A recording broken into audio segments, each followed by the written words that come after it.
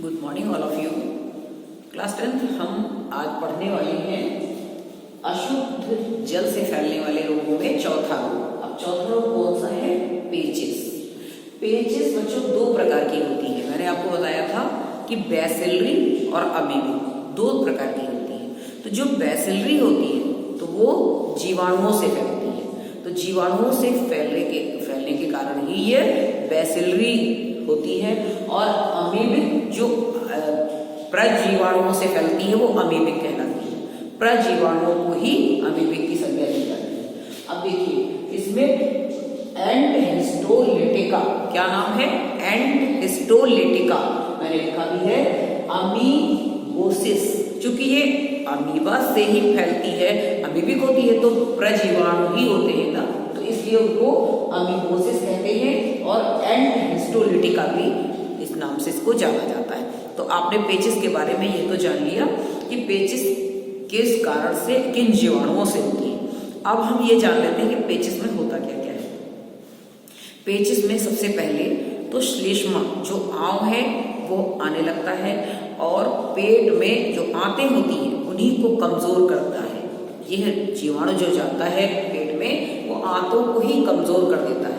तो जब आंतें हमारी कमजोर हो जाती हैं तो क्या होता है कि वो इतना ज्यादा कमजोर शरीर हो जाता है, और जो इसमें दस्त आते हैं, दस्त के साथ आंव आने लगता है जिसको हम श्लेष्मा भी कहते हैं, और आंव में ऐंठन भी होती है। जब आंव निकलता है शरीर से मल के साथ तो ऐंठन होती है, और जब ये रोग ज्यादा दिनों तक टिक जाता है तो यही जीवाणु जो शरीर में पहुंचते हैं, या प्रजीवाणु जो है आपके प्रजीवाणु आंतों को कमजोर बना देते हैं, घाव कर देते हैं।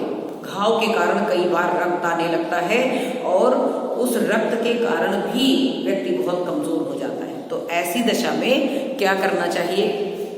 सबसे पहले चिकित्सक के पास जाकर अपना उपचार कराना चाहिए, और इससे बचाव हो ही ना ये रोग, उसके लिए हमें क्या करना चाहिए? अगर ये रोग हो ही ना तो उसके लिए हमें शुद्ध जल पीना चाहिए, क्योंकि नलकूप का जल और नदियों का, तालाबों का, कई बार जहां पर जल प्रबंधन सही नहीं है उस स्थिति में क्या करना पड़ता है?